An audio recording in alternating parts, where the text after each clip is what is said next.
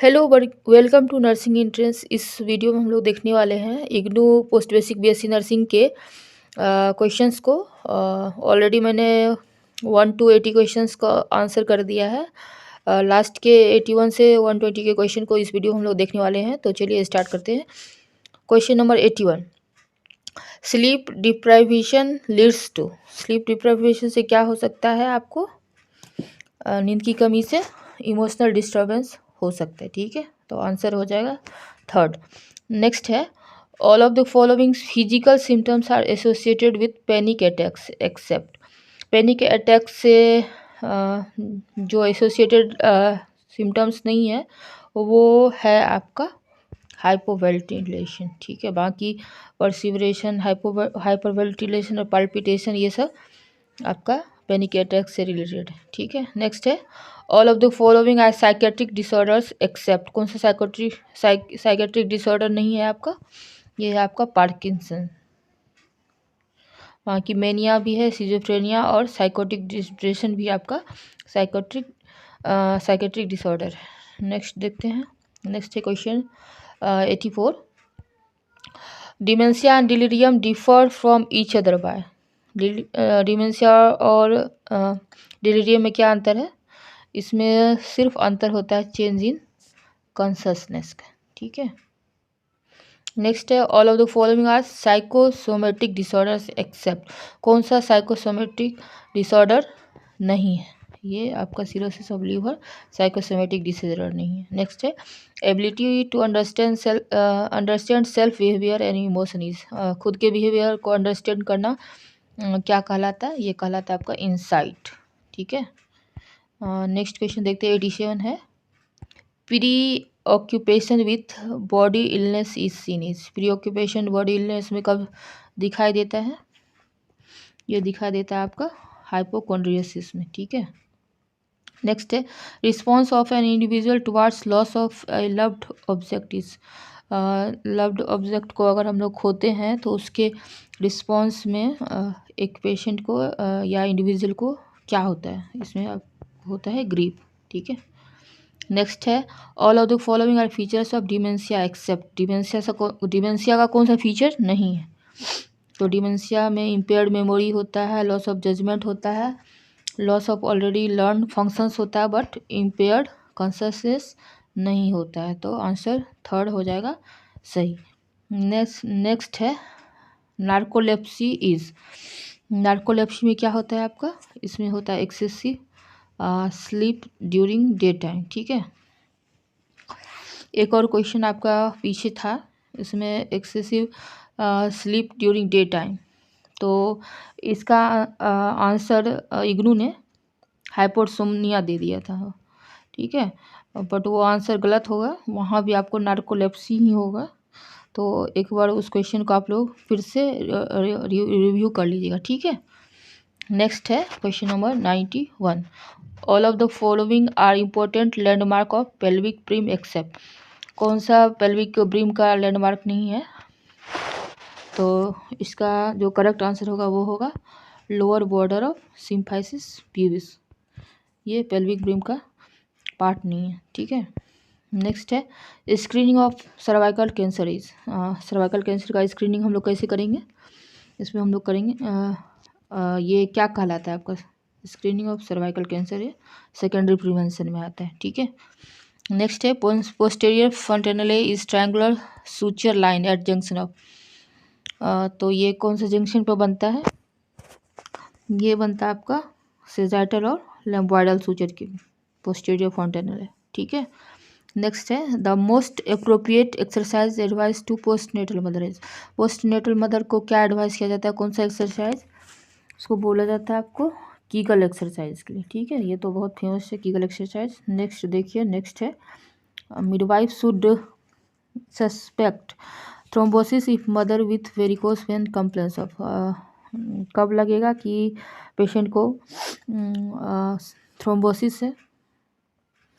जब वो कंप्लेन करेगा आपको जो लेचिंग पेन इन लेग्स। ठीक है, नेक्स्ट है, the hormone released by posterior pituitary gland which causes uterus to contract is. Posterior pituitary gland से कौन सा हार्मोन सीक्रेट होता है?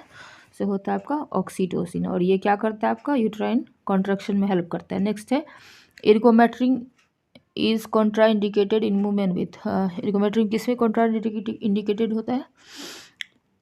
ये होता है प्री एक्लेम्शिया वाले पेशेंट को इर्गोमेट्रिन नहीं दिया जाता है। नेक्स्ट है tubal pregnancy can lead to all of the following except. Tubal pregnancy से क्या क्या होता है, क्या नहीं होता है, इसमें वो देना है आंसर, ठीक है। ट्यूबल प्रेगनेंसी में ट्यूबल एबॉर्शन हो सकता है, ट्यूबल मोल हो सकता है, ट्यूबल रप्चर हो सकता है, बट नॉर्मल बर्थ कभी नहीं होगा ट्यूबल प्रेगनेंसी में, ठीक है। नेक्स्ट है intermenstrual bleeding in between regular menstrual period is known as. बीच बीच में रेगुलर मेंस्ट्रुअल पीरियड के बीच में ब्लीडिंग होना, ये कौन सा क्या कहलाएगा? ये कहलाता है आपका मेट्रोरेजिया, ठीक है। नेक्स्ट क्वेश्चन नंबर 100 देखते हैं। इन शोल्डर प्रेजेंटेशन, शोल्डर प्रेजेंटेशन में क्या होता है बताइए? शोल्डर प्रेजेंटेशन में होता है आपका foetal spine lies vertical to mother से स्पाइन, ठीक है। फीटल स्पाइन जो होता है वो वर्टिकल होता है मदर के स्पाइन से, ठीक है। नेक्स्ट है thrombosis during pregnancy can be prevented by advising the mother to. Thrombosis कैसे प्रेग्नेंट वुमेन में रोकेंगे? इसके लिए हम लोग उसको क्या करेंगे, किप्स को रेस्ट रखेंगे जब बैठे, या और जो लेग का ट्रोमा है उसको रोकेंगे, ठीक है। तो ज़्यादातर कोशिश करेंगे हमको लेग को रेस्ट करने के लिए, ठीक है। नेक्स्ट है in non inflammatory condition of genital tract nurse should advice for all of the following. अब नॉन इन्फ्लामेटरी कंडीशन में क्या एडवाइस करेंगे हम लोग? इस टाइम हम लोग को एडवाइस करना होता है कि स्ट्रिक्ट बेड रेस्ट लेने के लिए, ठीक है। जेनाइटल ट्रैक्ट का नॉन इन्फ्लामेटरी कंडीशन में हम लोग स्ट्रिक्ट बेड रेस्ट नहीं देंगे, ठीक है। एक्सेप्ट ऑप्शन है, एक्सेप्ट है, ठीक है। एक्सेप्ट में स्ट्रिक्ट बेड रेस्ट हम लोग नहीं देंगे उसे। अर्ली रिपोर्टिंग देंगे, पर्सनल हाइजीन मेंटेन करने बोलेंगे, रेगुलर चेकअप और फॉलोअप के लिए बुलाएंगे, ठीक है।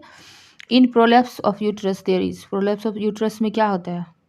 प्रोलैप्स ऑफ यूट्रस में क्या होगा? डिसेंट ऑफ यूट्रस और वेजाइना फ्रॉम ओरिजिनल पोजीशन, ये हो जाएगा prolapse of uterus. Next question 104 है right managing A case of uterine rupture nurse should have skill in all of the following accept. जब uterine rupture को हम लोग manage कर रहे हैं तब कौन सा स्किल नहीं भी हो तो चलेगा, ठीक है। तो इसमें अगर सीजरियन सेक्शन नहीं भी करना हो तो ये चल सकता है, ये नर्सेस का स्किल नहीं है, ठीक है। बाकी रिससिटेशन मदर को करना है, मैनेज करना है शॉक को, और इमरजेंसी लेप्टोटोमी के लिए हम लोग को प्रिपेयर करना है, बट सीजरियन सेक्शन हम लोग नहीं करते हैं, ठीक है। तो ये नर्स का स्किल नहीं रहेगा यूरिन रप्चर के टाइम में, ठीक है। नेक्स्ट है the specific role of a nurse in management of cord prolapse. Cord prolapse में हम लोग का क्या मैनेजमेंट रहेगा? तो इस टाइम हम लोग को क्या करना है, पेशेंट को नीचेस्ट पोजीशन में करना है, नीचेस्ट पोजीशन में रखेंगे तो कॉर्ड प्रोलैप्स में हेल्प मिलेगा, कॉर्ड प्रोलैप्स में पेशेंट को आराम मिलेगा, ठीक है। नेक्स्ट है collaboration in providing care to a group of patients under the direction of a professional nurse is known as. अब बहुत सारे पेशेंट को एक प्रोफेशनल नर्स के अंदर जो रखा जाता है उसको हम लोग क्या कहते हैं? ये कहलाता है आपका टीम मेथड, ठीक है। टीम मेथड एक formal defined relation between human resource who work together in a organisation.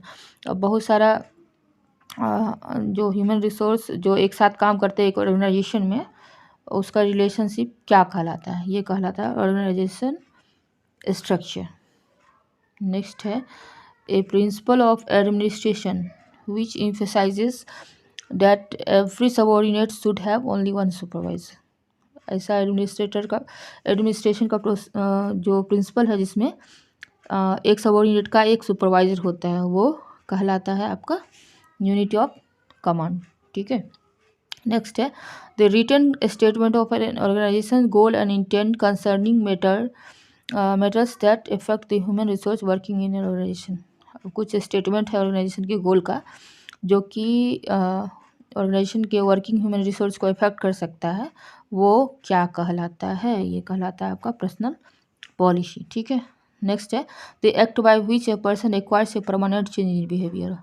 अब कौन से एक्ट के द्वारा बिहेवियर में परमानेंट चेंज हो जाता है, और ये कहलाता है आपका लर्निंग। लर्निंग के थ्रू परमानेंट बिहेवियर चेंज हो सकता है ह्यूमन का। Next question number 111, the systematic process of altering the behaviour of employee in a direction to improve organisational goal is. अब हम लोग सिस्टमेटिक प्रोसेस होता है जिसमें हम लोग एम्प्लॉय के बिहेवियर को चेंज करते हैं कुछ ऑर्गेनाइजेशनल गोल के लिए, तो ये कहलाता है आपका ट्रेनिंग। नेक्स्ट देखिए, नेक्स्ट है the type of leadership in which subordinates are inform regarding the overall purpose, objective and progress. ऐसा लीडरशिप जिसमें बताया जाता है अपने एम्प्लॉय को क्या पर्पस है और ऑब्जेक्टिव और प्रोग्रेस के बारे में, तो ये कहलाता है आपका डेमोक्रेटिक लीडरशिप। ठीक है, नेक्स्ट क्वेश्चन देखिए, क्वेश्चन नंबर 113 है the following enables a leader to induce influence by carrying out decisions. अब कौन इनेबल करता है आपको बहुत सारे डिसीजन को लेने के लिए, तो ये होगा आपका पावर, ऑप्शन सी। नेक्स्ट है a record of all goods procured received stored and used is called.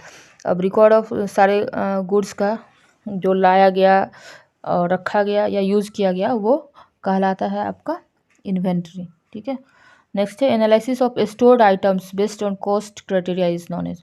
अब कॉस्ट क्राइटेरिया के अनुसार अगर स्टोर्ड आइटम का एनालिसिस करेंगे तो ये कहलाता है आपका ABC एनालिसिस। ठीक है, नेक्स्ट है type of power attributed to a leader by the subordinate due to his or her personal trait. Personal trait के आधार पर अगर कोई पावर एट्रीब्यूट होता है लीडर को तो ये कहलाता है आपका रेफरेंट पावर। नेक्स्ट है scientifically studied statements of all the facts about a job which reveals it's content and modifying factors is. तो ये कहलाता है आपका जो जॉब को रिवील करे या उसके कंटेंट को कंटेंट को बताए और उसकी मॉडिफाइंग फैक्टर को बताए, ये कहलाएगा आपका जॉब एनालिसिस। नेक्स्ट क्वेश्चन देखिए, art of influencing guiding and managing effectively is, तो ये कौन सा प्रोसेस कहलाएगा, ये कहलाएगा आपका लीडरशिप, जिसमें आपको आर्ट ऑफ इन्फ्लुएंसिंग गाइडिंग और मैनेजिंग लीडरशिप कहलाएगा। नेक्स्ट है extra moral factor influencing hospital utilisation is. Hospital utilising को कौन सा फैक्टर इन्फ्लुएंस करेगा, ये करेगा आपका morbidity and mortality ratio. Next last question है prediction of the income and expense for the future planning is termed as forecasting. Okay.